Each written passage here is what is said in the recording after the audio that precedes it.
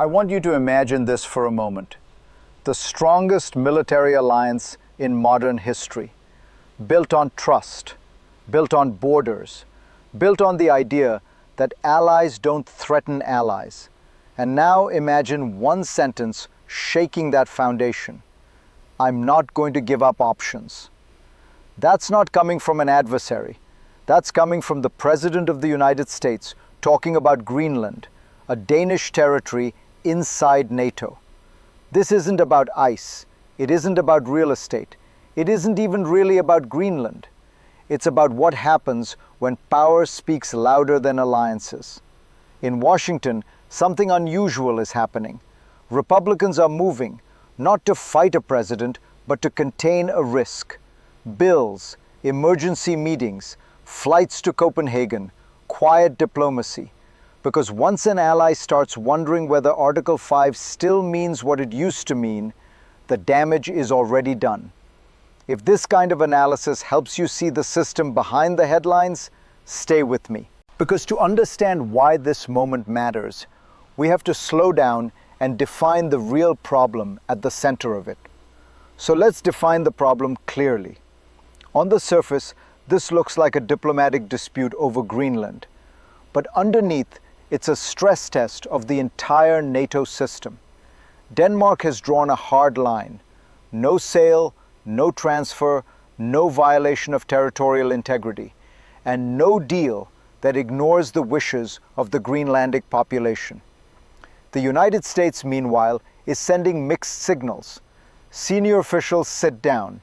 They agree to a high-level working group. They talk cooperation. And at the same time, the president refuses to rule out force. That contradiction is the story. Because alliances don't collapse with explosions. They erode through ambiguity, through doubt, through moments when friends stop being sure where the red lines are. Congress understands this. That's why lawmakers aren't just reacting to Greenland. They're reacting to the precedent. If a NATO member's territory can be pressured, even rhetorically, then every alliance guarantee becomes conditional. And to see how we arrived at this moment, we have to step back and look at how Greenland became strategically loaded in the first place. To understand why Greenland suddenly sits at the center of global tension, you have to look at how security cycles work. For most of modern history, Greenland was quiet, remote, frozen, strategically important, but politically stable. Its value was structural, not dramatic. Geography, location, a piece of territory that mattered because of where it sits, not because of who lives there. But security systems change when great powers start thinking in zero-sum terms. When leaders stop asking, how do we cooperate, and start asking, what can we not afford to lose? That shift transforms geography into leverage. Greenland moves from being a partner's territory to a perceived asset, from shared security to exclusive control. And once that mental shift happens, language follows. National security, options on the table, urgency replaces patience. Denmark, however, is operating in a different cycle, one built on post-war rules. Borders matter. Allies don't coerce allies. Security is negotiated, not seized. These two cycles are now colliding, one driven by pressure, the other by process. That collision sets the stage for crisis, not because anyone wants escalation, but because systems misread each other. And the first flashpoint was always going to come suddenly. The flashpoint came when President Trump publicly floated the idea of seizing Greenland. It wasn't just a diplomatic blunder. It wasn't even just about Greenland's resources or its military positioning. It was the message that no NATO member is untouchable. Senator Mitch McConnell was blunt, calling the idea an unprecedented act of strategic self-harm. And he wasn't alone. Other Republicans, like Senator Tom Tillis, were quick to denounce the idea as absurd. But their concern wasn't necessarily about Greenland.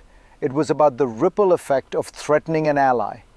You see, NATO isn't just an alliance of military assets. It's a shared understanding, a fragile trust. When that trust is shaken, even the smallest disruption becomes a potential domino that could bring down the entire structure. Senator Lisa Murkowski, for example, understood this well. Her bill was clear: no funding for a military incursion on any NATO member. Her message was simple: this isn't just about Greenland, it's about the integrity of the alliance. It's about making sure that this never happens again. At the heart of this tension lies a dangerous undercurrent, because even if diplomacy works here, even if the working group manages to cool the temperature, the damage has already been done. It's a reminder of just how fragile trust in global alliances really is. Now let's zoom in on what this all means for the people who live through these decisions. For the people of Greenland, this is not a debate about geopolitics. It's about their home, their identity, their future. When the President of the United States speaks of options on the table for their land, it's more than just a political gesture. It's a direct challenge to their sovereignty. And that cuts deep. Greenlanders, by and large, don't want to be the bargaining chip in someone else's security calculus. Senator Susan Collins, Rep. Maine, captured it well. I do not support the administration's approach. I believe that through negotiations and diplomacy, Denmark and Greenland would agree to a broader U.S. presence. That's a diplomatic approach, one that respects the wishes of the Greenlandic people, one that puts trust first rather than force. But the emotional reality is raw. Imagine a people who've watched for years as global powers circle their island, seeing them as strategic, not as a place with its own desires and governance. In the wake of these tense words and actions, Greenland feels like it's caught in a storm of political winds it never asked for. And the trust, the very bedrock of the NATO alliance, is starting to crack. What happens when alliances no longer feel like partnerships, but like power struggles? What happens when even your own allies treat you as a strategic asset rather than a partner? This isn't just about Greenland. It's about the global rules of the game and whether those rules are still worth following. This escalating tension doesn't just stay contained in the Arctic. It ripples out across the globe, especially when it involves NATO. What happens in Greenland doesn't stay in Greenland. Europe is already watching closely. The French President Emmanuel Macron has warned that any move to seize Greenland would have cascading consequences for the entire continent. A US attempt to control Greenland, a member of NATO, could send a powerful signal. It's not just a clash of nations. It's a test of whether NATO can weather unpredictable unilateral moves by its most powerful member. And that, in turn, casts a shadow over the broader security of Europe. The reality is that alliances don't survive on goodwill alone. They survive on shared understanding, shared values. When those values are threatened by one side acting without consulting the other, the entire framework is put at risk.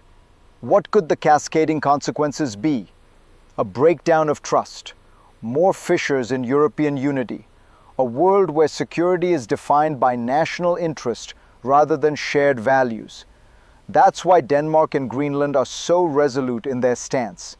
It's not just about Greenland's borders, it's about Europe's. It's about the legitimacy of the systems that have kept the peace for over half a century. This isn't a small dispute, it's a hinge moment for global politics. Now let's look ahead. What does the future hold? There are three potential paths, and each one comes with its own set of risks and rewards. The best-case scenario: diplomacy prevails. The US, Denmark, and Greenland sit down and find a way to manage the security concerns of all parties without any drastic measures. This means reaffirming the value of NATO as a cooperative diplomatic force rather than a platform for unilateral action. A new understanding is struck, perhaps with a greater US military presence in Greenland, but without stepping over the line of territorial integrity. In this scenario, the US secures its strategic interests and Greenland maintains its autonomy. Trust is restored and Europe breathes a sigh of relief. The middle path, a temporary de-escalation. The working group creates a framework for cooperation, but tensions remain simmering below the surface. The US continues to push for influence in the region, but the rhetoric is softened. The working group moves slowly, with progress marked by small steps and quiet compromises. While the worst-case scenario is avoided, the underlying tensions continue to exist, and the true stability of the NATO alliance remains in question. The worst-case scenario, a breakdown in negotiations. The US doubles down on its rhetoric, and Greenland is left feeling cornered. A fracture forms in NATO, with other European nations questioning the reliability of the alliance. Trust erodes, alliances fracture, and the geopolitical landscape is forever altered. This scenario doesn't just damage Greenland, it weakens the foundation of global security for years to come. The truth is, we can't predict which path we'll take, but the stakes are high, and the choices we make now will have consequences far beyond the Arctic. And that brings us to the final point, the larger lesson hidden in all of this. It's easy to see the headlines, the names, the places, but underneath it all, there's something more fundamental happening. At its core, this isn't just about Greenland. It's about the fragility of trust, the way geopolitical certainty is fragile, the way alliances can be undone by small cracks that in this case are formed by the very people who claim to protect it. When the President of the United States suggests that NATO allies might become targets, even allies like Denmark, it doesn't just raise eyebrows. It sends a signal that says nothing is permanent, that alliances are not built on values but on the whims of power. What happens in the next few weeks when that high-level working group meets? Will diplomacy and trust repair the cracks, or will they deepen into something much worse?